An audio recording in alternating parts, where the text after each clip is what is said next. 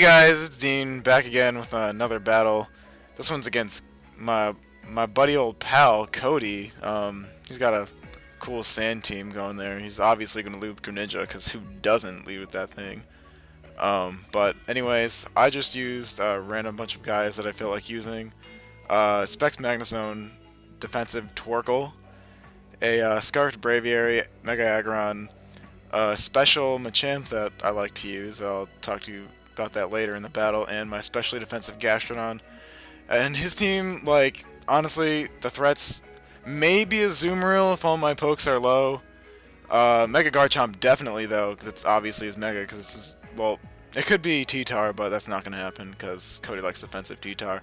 And Rotom kind of, just because it's bulky and it can get some Will-O-Wisps off really easy. So, yeah, that's pretty much it, and why don't we just get into the battle right now. Like I said, this is against Cody, Hydreigon Master 635, or the Salty Gamer. I'm going to lead off with Magnezone. He's going to lead off Greninja. I know I can take a hit from this Greninja and just fire back with whatever I want to. He knows too, so he's just going to U-turn and get the hell out of there.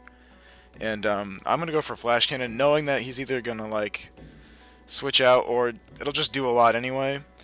And I don't want his Mega Garchomp coming in and like getting the free Mega Evolution off, so I go for the Flash Cannon. He brings in Rotom, which is like, alright, because I completely have a Rotom counter. I go into my Gastrodon, and he's just going to Will-O-Wisp, knowing that, like, it hits everything on my team except my Torkoal.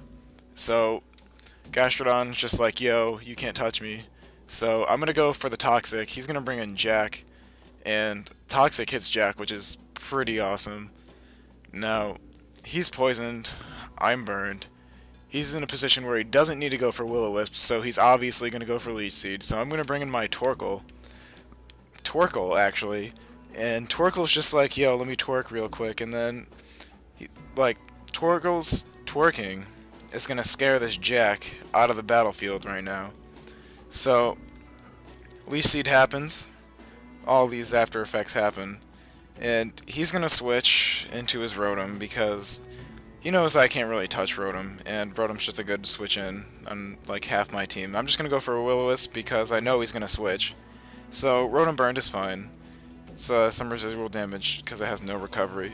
I'm going to switch because, like, Twerkle, I don't want to lose my Twerkle because I know it's going to be somewhat effective later on. So he winds up switching, predicting my switch. He goes into Greninja because he knows I'm going to switch and he could just U-turn off whatever I bring in except Braviary. I'm going to go into my Gastrodon because I wall Rotom again and I don't want him like Volt switching. So I'm just like at a point where I really don't care about my Gastrodon anymore because the only thing that stops is Rotom. I'm just going to let it die to a Grass Knot here so I can get a free switch into my Gate Guardian and get off a free Mega Evolution. But see, he's going to go, I'm going to Mega Evolve. He is actually going to go for the U-turn. I'm just like, okay. And I go for the Iron Head here because I just want to get some damage on whatever. Because I didn't want him. I don't know actually why I went for the Iron Head. I should have gone for Rocks, but whatever.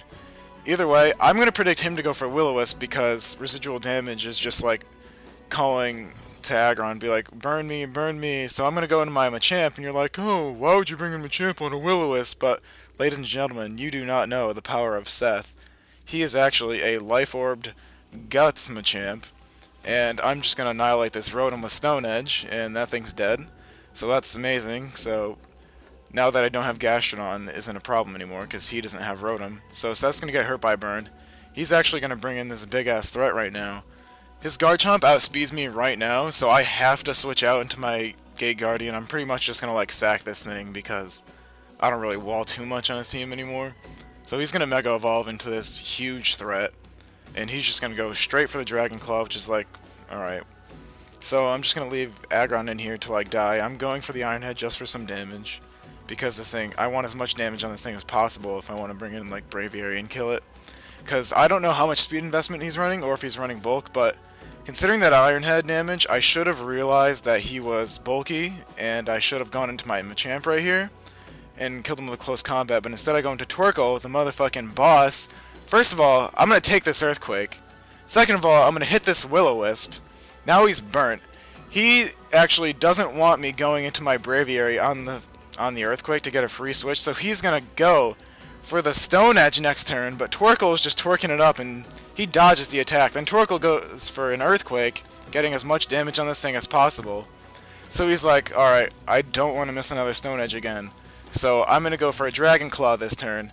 But Torkoal is obviously too strong. I'm going to live on 1 HP, get off another Earthquake, and with that damage, he will die from burn in 2 turns. So Torkoal, like, did a fantastic job this game. So I'm just going to die from another Dragon Claw, which is, like, cool. So Torkoal goes down, but he also goes down thanks to burn. That's a huge threat out of the way.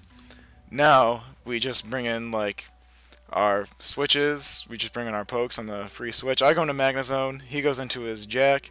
I go for the Flash Cannon because it hits everything hard now that Rotom's gone. He's going to live just barely. Probably like 1 or 2 HP. He's going to get off a Leech Seed. So, he's just going to, like, try to get as much damage as possible. I know this thing gets Shadow Sneak because I run it. So, I don't want to take that much damage on my Magnezone. So, I'm actually going to wind up switching into Braviary because I'm immune to the Shadow Sneak, but he's actually just going to switch into his Greninja, which is fucking fantastic for me. I'm just like, yo, let me go for the U-turn real quick. He just brings in his Jack again as Death Fodder. That's like K. So, U-turn, pretty cool animation. Bounces right off that Jack-o'-lantern that falls to the ground.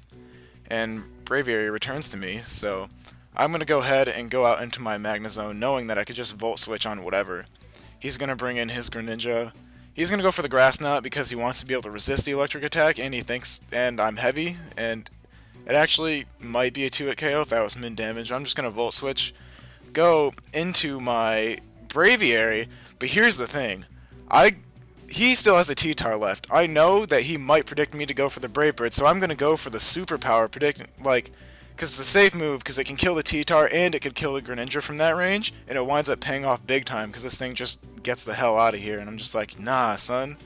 So now, the only thing stopping my Braviary from Brave Birding everything is his Azumarill, because I can't OHKO that from full health, so he's going to wind up bringing that in knowing this, and he's just going to go for the Aqua Jet. I'm bringing in Magnezone just to sack it because it's kind of useless right now. I live on 2 HP, which is kind of funny. Like, I don't really care.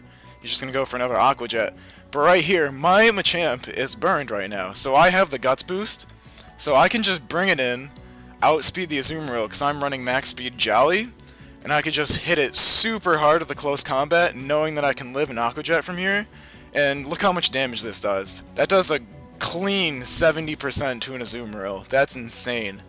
So I'm going to wind up dying from all the just after effect damages, and now I get a free switch into my boy Big Bird here, and if this was like an actual competitive battle and I was nervous of losing something important, I would have gone for the return here because I didn't want the recoil damage from Brave Bird, but because of style points, I go for the Brave Bird, kill the veteran, I should say, and I take recoil, and then he's going to bring in a Azumarill, and I'm going to go for one more Brave Bird to finish off the game. He's just going to last resort Aqua Jet, maybe get a crit or something.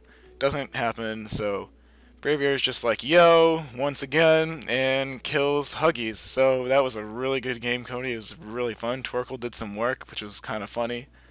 And, yeah, so I might be uploading on a regular schedule, like once a week maybe.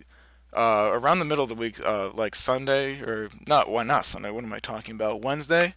So check that out, but I'm gonna upload this one on Tuesday just because I feel like it. And if you already haven't, like, subscribed to me, check out Cody if you haven't, which is highly unlikely. And later, guys.